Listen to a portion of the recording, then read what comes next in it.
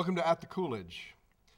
I'm speaking with Sheldon Mirowitz, and this webisode, or whatever you want to call this, is we're speaking particularly about a series. I think it's a webisode. I think that's what it's called. A series from the Global Film Institute Presents project. A series of foreign films that are coming to the Coolidge Corner Theater that are actually playing around the country at selected theaters and around the world. These are great works of international cinema. So we're going to talk about two of them in particular that we've seen and touch on a third that's actually playing on July 6th, which may be too late for this particular broadcast. This is called a broadcast anymore. Get new terminology here. And really to encourage people to go to these one-night screenings of great world cinema, or anywhere on the web where you might see this. Just look for the Global Film Initiative, who have selected these really wonderful, wonderful films for Americans to see. And we, in general, don't see enough foreign films, wouldn't you say? I definitely would say. That our job is to try to encourage people to look at other cultures, other ways of storytelling, other ways of making movies, other ways of financing, new actors, new kinds of dialogues. New subject matters. New subject matters, and just in general understanding a broader range of cultural art, of culture and art. So let's start with, well, here, I'll give you this because the titles can be hard to remember. Well, mine's in Persian. In Persian, okay, mine is, mine is Argentinian, called Kept and Dreamless. And there's another one as well, The Custodian, which is Argentinian. And I've seen both of these, and they're amazing films, and they're really told in ways that I haven't seen, and it kept me engaged. Tell me about what kind of narrative techniques and stuff. Well, a lot of what's happening,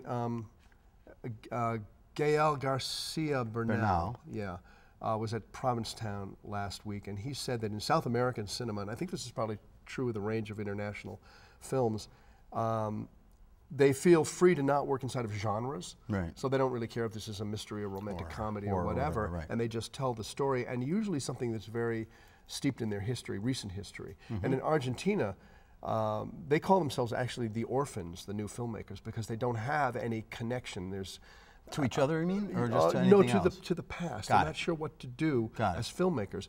So they're going back to the classics. They're going back to what essentially happened in the 60s in independent film, right, which is borrowing from great European masters. Right. And in this case, you can see them also borrowing from people like Almodovar, or maybe even a Scorsese influence, or Cassavetes, or Godard. But they're doing it in new ways. Kept and Dreamless kind of has that quality, but it's also very much shot on the streets. Okay. With lots of pinks and pop colors, pinks and greens. Is it shot on film? Oh yeah, absolutely on film. Okay. And yours? Also on film. Also on film. Okay. And with correctly low, production value.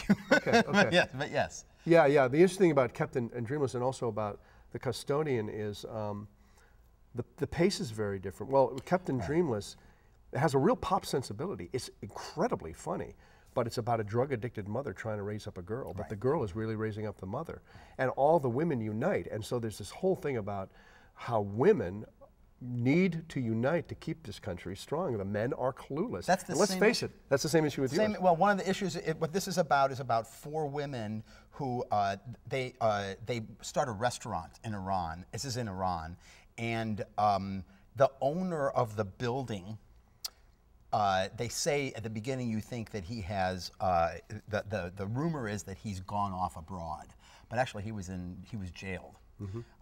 And then he got out of jail, and then he kind of went off abroad. But he owns the building, and these four women are going to have to give it back to him.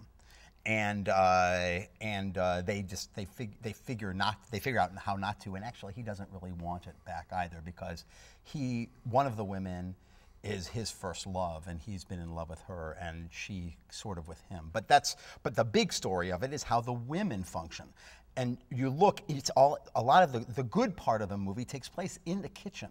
And it's all about cooking and all about food. The food is the star. and it's great, and it's also really neat to see the women functioning, and they're smoking cigarettes and how they talk to each other, and also the particular issues, like for example, putting makeup on is an issue in here. Like, oh, one of the women comes in and she's got her lips all done, and one of the other characters says to her something like, "You're going to get us all in trouble like that. Now wipe your face off." And so she wipes her face off, and she says, "If it wasn't for makeup, I wouldn't have a reason for getting up in the morning." You know? And this is Iran. This is in Iran.